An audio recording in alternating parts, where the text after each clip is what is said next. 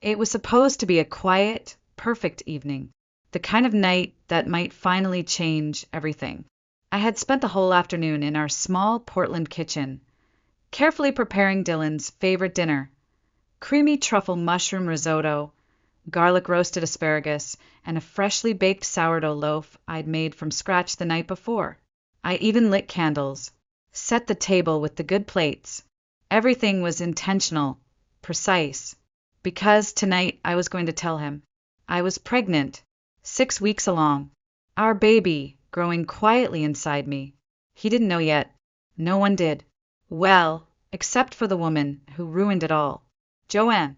Dylan's mother had moved in with us 9 months ago after her divorce. She said it was temporary, that she just needed a place to get back on her feet. But instead of healing, she had slowly poisoned the air inside our home. And tonight, she was the only variable I hadn't been able to control. She invited herself to dinner, brushing past my protest with a cool, "Family dinners are important, dear, especially when you've got secrets you think you're hiding so well." That should have been my first warning. I was already nauseous from the pregnancy, the kind of unrelenting sickness that doesn't wait until morning. But I pushed through, hoping tonight would be different. Hoping this meal, this night, this announcement might finally soften her, might make her see me. Instead, it broke me. I still remember the sound of her heels clicking against the hardwood as she walked toward Dylan. Just as I brought out the risotto, she placed a manicured hand on his shoulder and leaned in, whispering something too soft for me to hear. But I didn't need to hear it, because I saw his face. It changed in real time, from calm to furious, as if someone had flipped a switch inside him. His warm brown eyes went cold. His jaw clenched. He stood, so abruptly his chair screeched across the floor. "Is this true?" he demanded, staring straight at me. "You've been lying to me." I froze. "What are you talking about?" "Don't play dumb, Maya. Did you think I wouldn't find out?" Before I could even process the words, his hand shot out. The slap came fast and sharp. I barely registered the sting before I was stumbling backward, hitting the wall behind me. My vision blurred. My cheek burned. For a second, I couldn't breathe. Then came the nausea, violent, involuntary. My stomach clenched, and in front of both of them, I threw up. Dylan recoiled, disgust etched across his face. "Maya, what the hell?" His words cut off when he saw something fall from my purse, which had tipped over in the chaos. A small pink stick. He reached down, picked it up, and looked at the tiny window. 2 lines. His face drained of color. "Is this?" I was still on the floor, clutching my stomach with one hand, the other covering my burning cheek. "Yes," I whispered. "I'm pregnant." Silence. For one long, suffocating moment. The only sound in the room was the sizzle of asparagus still crisping in the oven. Joanne said nothing. Her lips were pursed into a thin, satisfied line. But even she hadn't expected this. Dylan looked at the pregnancy test, then at me, then at his hand. "Oh my God," he murmured. "Maya," he stepped forward. I flinched. He stopped. The man who had once held my hair when I had food poisoning, who used to leave me notes in my lunchbox, who promised to love and protect me in front of our families, had just struck me while I was carrying his child. Everything I thought I knew about him shattered in that instant. Then came the sound that would change everything. The front door creaked open. Tessa, our neighbor, stood in the doorway, her eyes wide, breath catching when she saw my red cheek and the wreckage around us. "I heard shouting," she said slowly, eyes scanning Dylan, then Joanne. "Is everything okay in here?"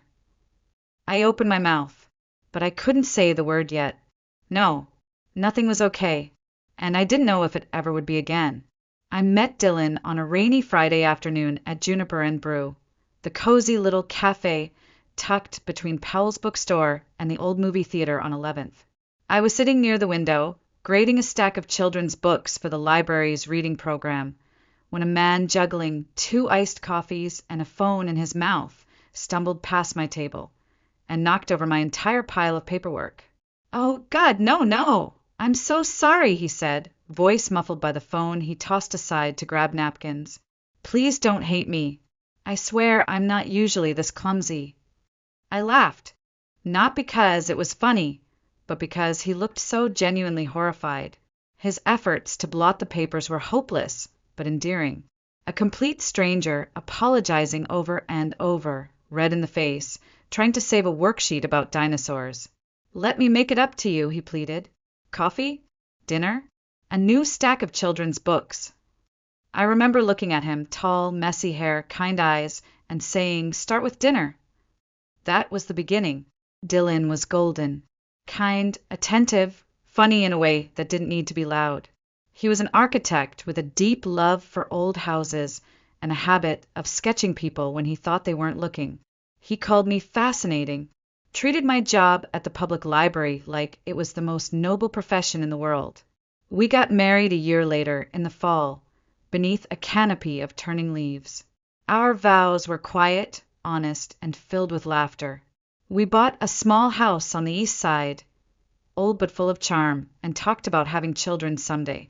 On weekends, we wandered farmers markets, planned trips we couldn't afford, made slow breakfasts in our pajamas.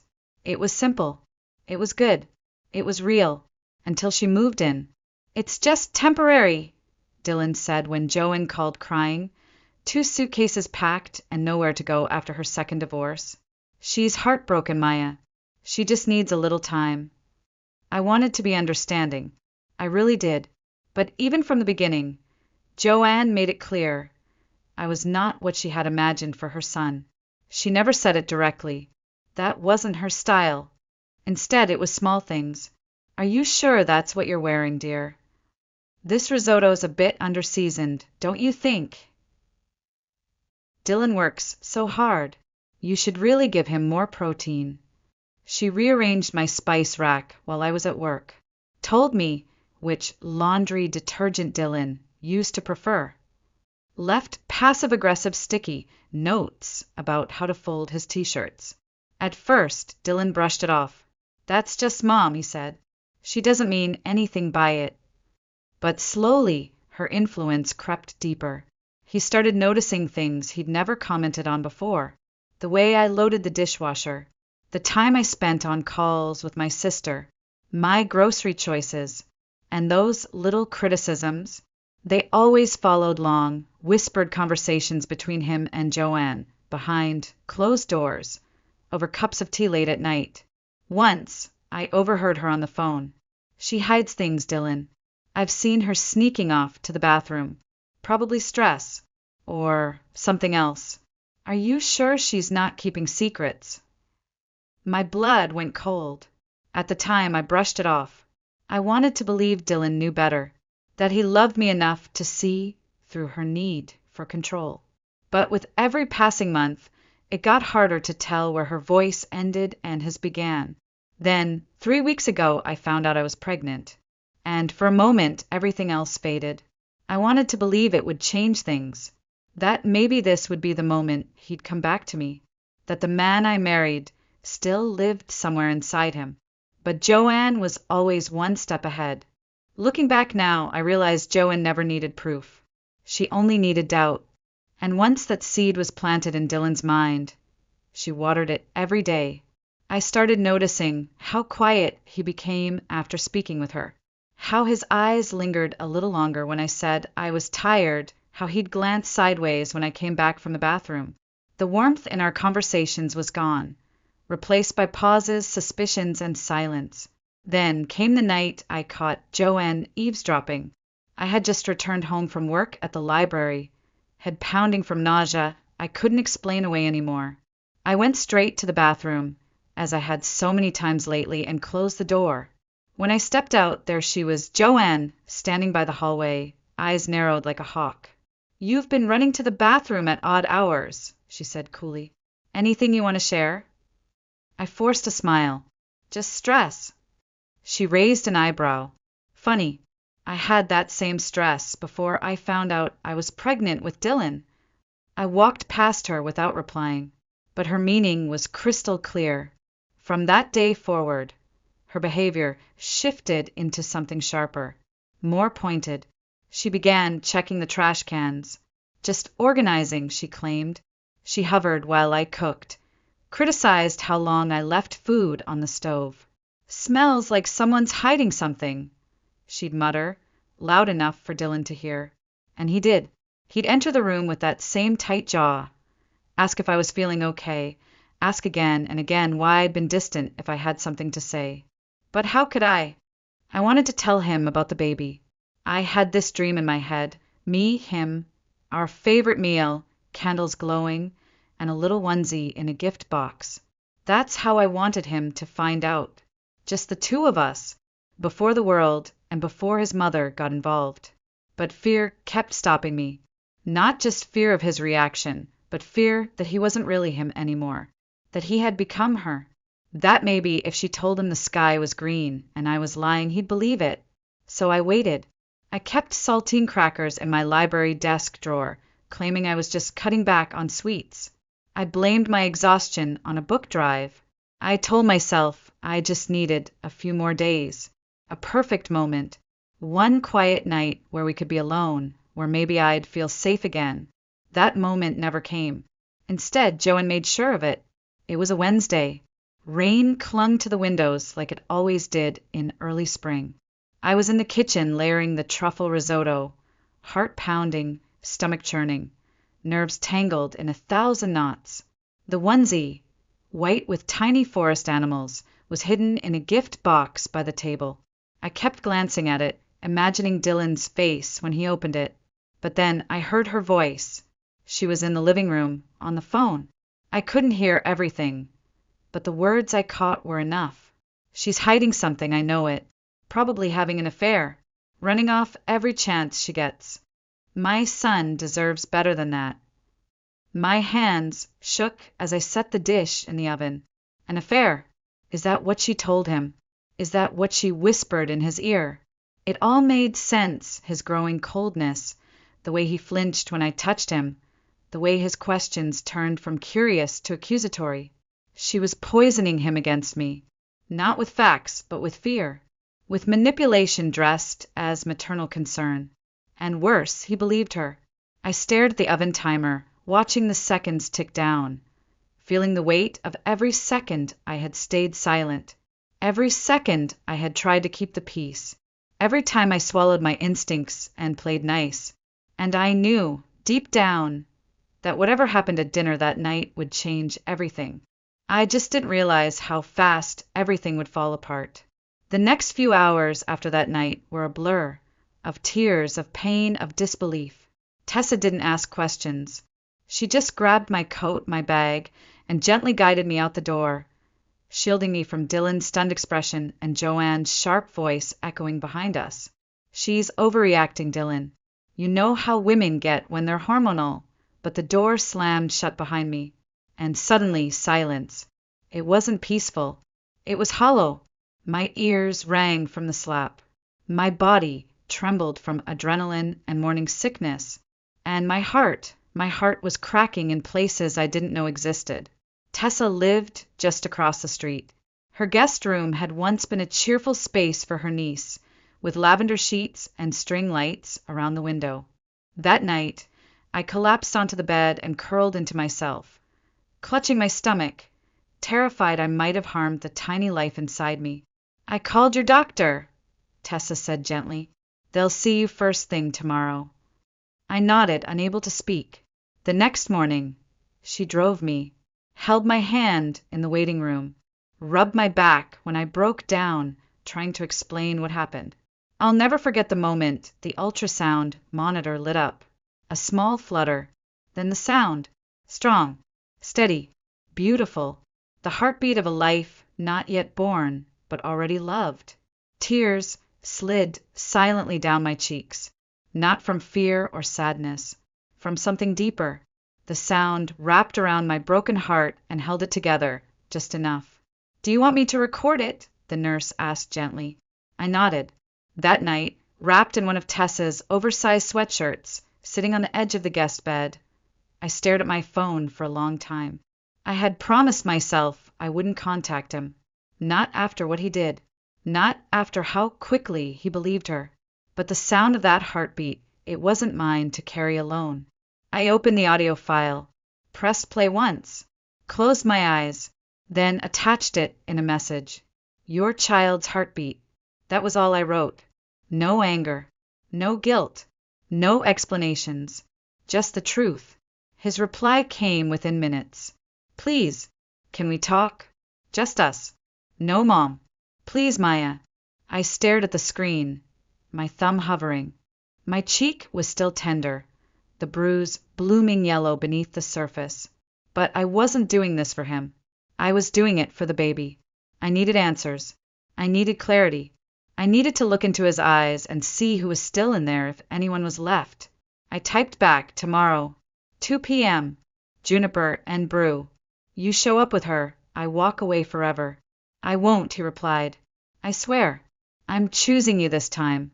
The next morning, I stood in front of the cafe where we first met, shivering not from the cold, but from everything that still ached inside me.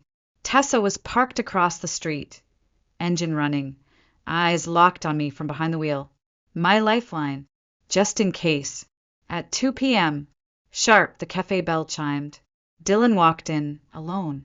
No coat, just a faded blue shirt and eyes sunken with sleepless nights. He paused when he saw me, like he wasn't sure I'd really come. Neither was I. But I had. For me. For the child inside me. For the version of myself that refused to be broken. Can I sit? He asked quietly. I nodded, even as my whole body screamed to run. He sat, but this time not close. He kept distance, kept his hands on the table. His voice, when he finally spoke, was hoarse. I kicked her out last night, he said. Joanne. She's staying at a hotel. I packed her bags myself. I said nothing, because actions are louder than words, and I needed to see more. I didn't touch my tea. It sat between us like a boundary, steam rising between two people who once shared everything and now shared nothing but silence. Dylan looked thinner, tired. The stubble on his jaw was new, and his shirt was wrinkled. Same one he'd worn the night it happened. His hands were clenched together on the table, knuckles white. I'm so sorry, he said quietly. For everything. For believing her. For not asking you. For what I did. I stayed quiet. After you left, he continued, I found her on the phone with one of her friends, laughing, saying she'd finally saved me from your lies. She said it loud enough that I knew. She made it all up. She twisted everything. My fingers trembled under the table, but I forced my voice to stay steady. And you hit me because of her. Dylan's eyes filled with tears. I know. And there's no excuse. I believed her because somewhere deep down I let myself. I let her control me for so long, I didn't even see it.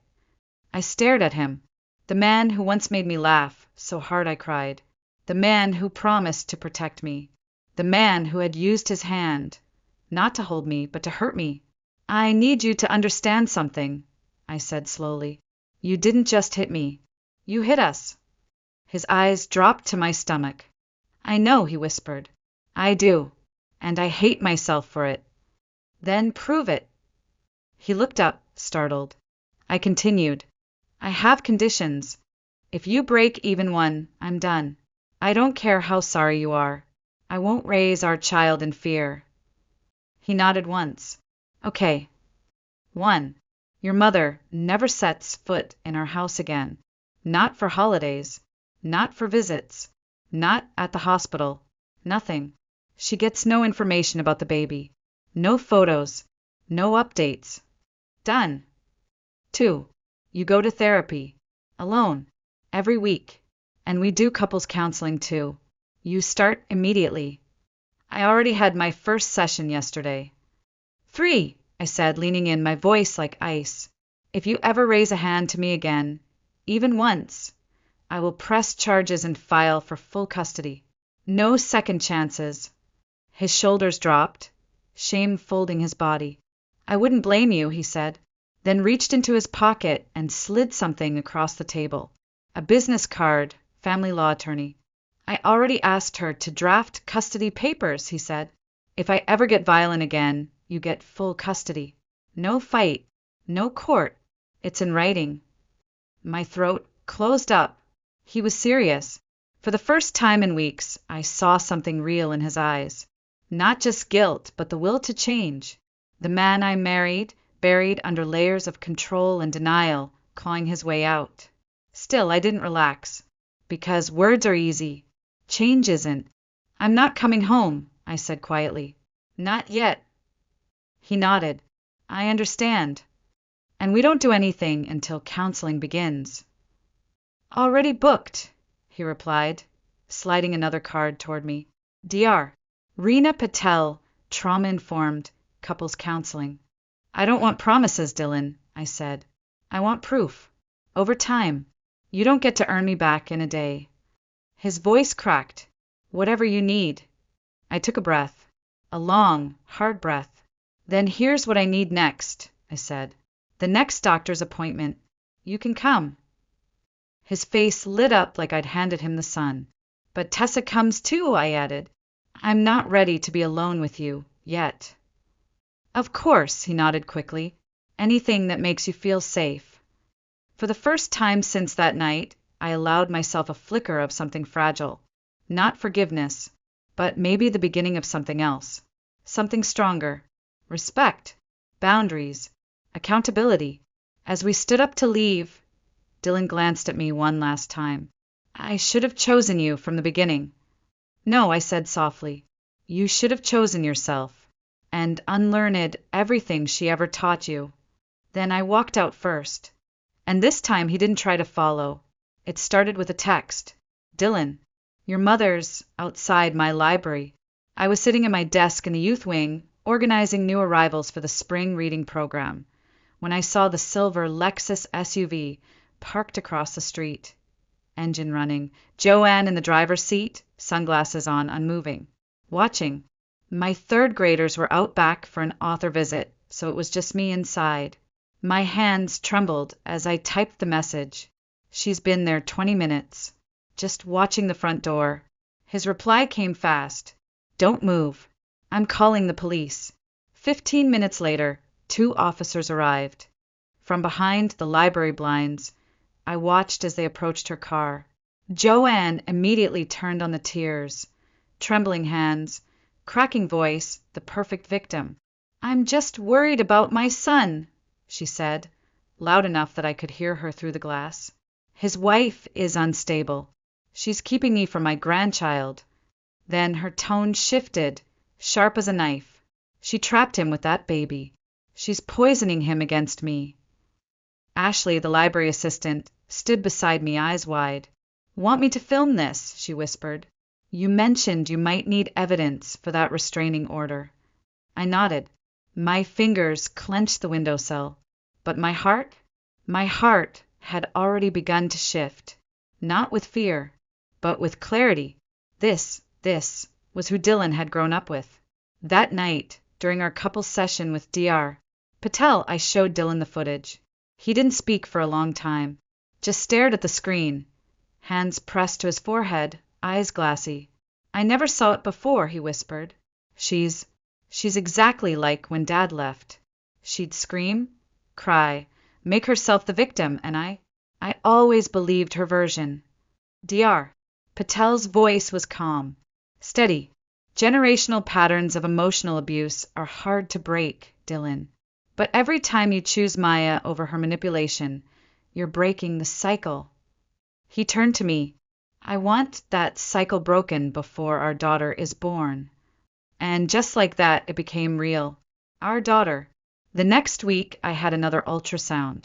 Tessa drove me to the clinic, and Dylan followed behind in his car. A precaution we'd agreed on. Boundaries still mattered. Safety still mattered. Inside, the technician smiled as she slid the gel across my stomach. Would you like to know the gender? She asked. I looked at Dylan. For the first time in months, I saw hope in his face instead of guilt. I nodded. It's a girl. My breath caught. A girl. A tiny future already growing inside me. I reached instinctively for my belly, and for the first time, Dylan reached across the space between us, and I let him. His fingers brushed mine. Gentle. Careful. She'll never know this kind of fear, he whispered. Not while I'm breathing. But Joanne wasn't done. As Tessa and I walked back to the car, we saw her leaning against her SUV in the parking lot. Her lipstick perfect, her eyes cold. Before I could react, Dylan stepped between us. He hadn't even hesitated. Leave, he said. Now. I have a right to know about my granddaughter, she snapped. You can't cut me out. You lost that right the day you made me hurt her mother. Joanne's face twisted. She's turning you against me, just like your father. She's tearing this family apart. Security is on their way, Tessa interrupted calmly, holding up her phone. The clinic's already been notified. Joanne's eyes darted from me to Dylan, to Tessa and back again, but something in her flickered. She realized, maybe for the first time, that she had lost. She backed away slowly, heels clicking, voice tight with rage. This isn't over. But we knew it was, because this time we were the ones drawing the line. That night, back in Tessa's guest room, I sat by the door. Dylan wasn't allowed to stay yet, we still weren't ready, but he sat outside, just on the other side of the wall. I filed for the restraining order, he said softly through the door, for all three of us. My hand moved to my belly. I closed my eyes, and for the first time since everything fell apart, I felt something I hadn't dared to feel in weeks. Not just hope, but safety. I returned home in the 5th month of my pregnancy. Tessa helped me pack, folded my maternity clothes with quiet care, like each shirt was a choice I had made for myself. Are you sure about this? She asked as we zipped up the last suitcase. No, I admitted, but I need to try. Not for him, for her. The drive back felt longer than it should have. My hands trembled slightly on my lap as we pulled up to the house. The same house where I had been slapped, humiliated, gaslit. But when I stepped inside, everything had changed. Joanne's things were gone. No more crystal figurines glaring from the mantel. No more homemade potpourri that made my eyes sting. No more photos of Dylan as a child with a handwritten note that said, "My little man, always mine." Even the walls had changed. Dylan had painted them soft yellows and greens, the same shades we'd picked for the nursery years ago, back when having children still felt like a shared dream. I got rid of the dining room table, he said quietly, appearing in the hallway like a shadow, learning how to stand in the light. Didn't want you to have to look at it every day. In its place stood a round oak table, warm, welcoming, no head of the table, no hierarchy, no throne for his mother to hold court from. Everything felt softer, but I didn't unpack everything. Not yet. We created new routines.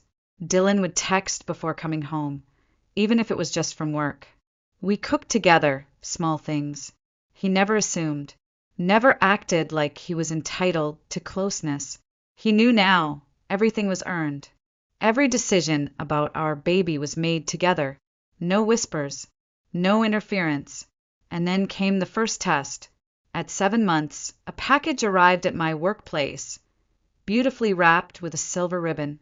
Inside was an antique rattle, heavy, cold, engraved with EMW, Elena Maya Walker, our baby's initials. There was no note inside, just a small card slipped underneath the tissue paper. Blood is thicker than restraining orders. I stood there in the staff room, holding that message like it was a loaded weapon. I didn't cry.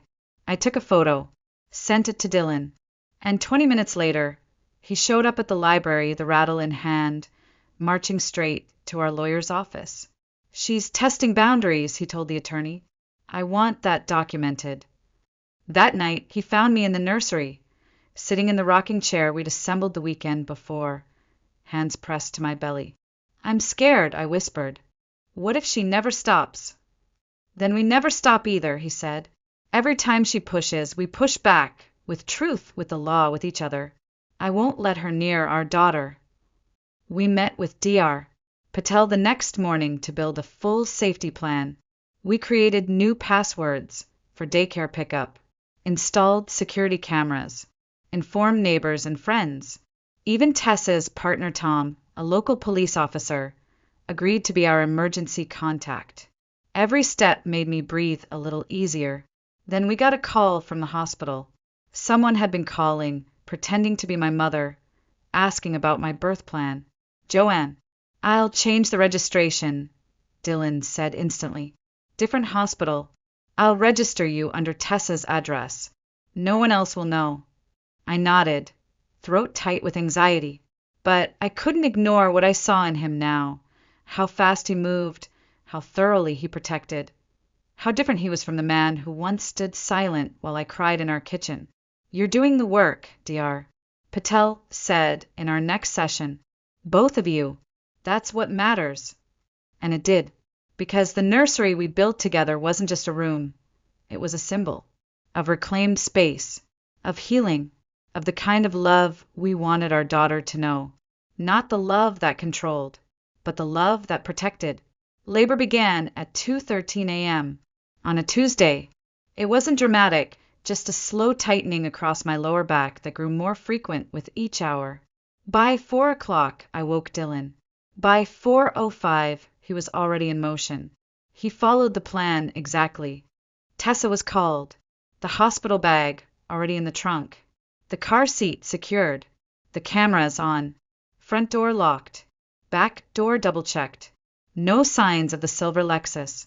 We drove to the new hospital registered under Tessa's address. Private maternity wing. Security briefed.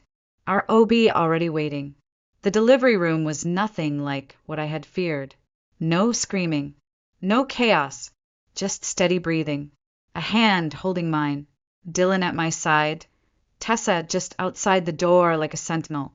12 hours later, after what felt like a lifetime of contractions and clenched jaws and whispered encouragement, our daughter arrived.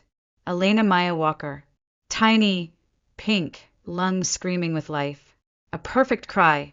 10 fingers, 10 toes, and eyes that opened wide before the nurse could even wrap her in the soft, green blanket. Dylan sobbed. He didn't even try to hide it. "She's perfect," he whispered, touching her foot gently. "She looks just like you."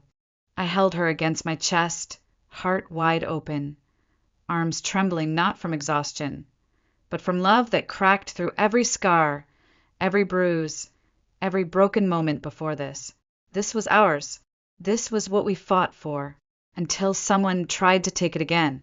An hour later, a nurse walked in holding a bouquet. White lilies. A simple card. "To my first granddaughter. She'll need her grandmother soon enough. Blood is forever." I stared the message. It wasn't anger I felt. It was finality. "Give this to security," I said calmly. "Have them flag the name. Anyone who delivers on her behalf, we want documented." The nurse nodded and left. Dylan didn't say a word, just stood, holding Elena's tiny hand, eyes hard with resolve. That night, Tom, Tessa's partner and our emergency contact, took the night shift outside our hospital room. He stood near the door like a quiet shadow, sipping coffee and scrolling his phone, ready to intervene at the first sign of trouble. But there was none, because Joanne knew. She had no power here anymore. 3 days later, we came home, not just to a house, but to a new life. The locks were changed, security reinforced, the nursery lit with soft morning sun, and a wall of hand-painted woodland animals Dylan had stayed up late to finish. "Welcome home, Elena," I whispered as I carried her in. The first nights were hard. Diaper changes, late feedings, exhaustion that blurred the days. But in between the chaos, there were quiet moments of peace. Moments where Dylan would rock her to sleep humming lullabies. Moments where we laughed when she sneezed mid-yawn. Moments where I looked around the nursery and realized I wasn't afraid anymore. At Elena's 1-month checkup, the pediatrician smiled. "She's thriving," she said. "Whatever you're doing, keep doing it." And we did, together. One quiet afternoon, as I sat in the nursery folding laundry, Dylan returned from the grocery store, silent. He stood in the doorway for a long time, Elena asleep in her bassinet beside me. "I saw her," he said finally, "at the store." My heart skipped. What happened? She tried to speak to me. I walked away, called the store manager, followed our plan. I exhaled. "And how do you feel?" I asked. "Sad," he admitted, "but steady." I didn't hesitate, Maya. Not once. She doesn't own any part of me anymore. He walked over, took my hand. "Our daughter will never have to unlearn the kind of love I grew up with," he said. "She'll only know the real kind, the kind that builds, that protects, that chooses over and over again." I looked at our child, sleeping, safe, surrounded by a future we carved out of wreckage. "You broke the cycle," I whispered. "No," he said. "We did." Outside, the sun was setting, painting the nursery walls in gold. We didn't just survive. We rebuilt. For her. And that made every scar worth it.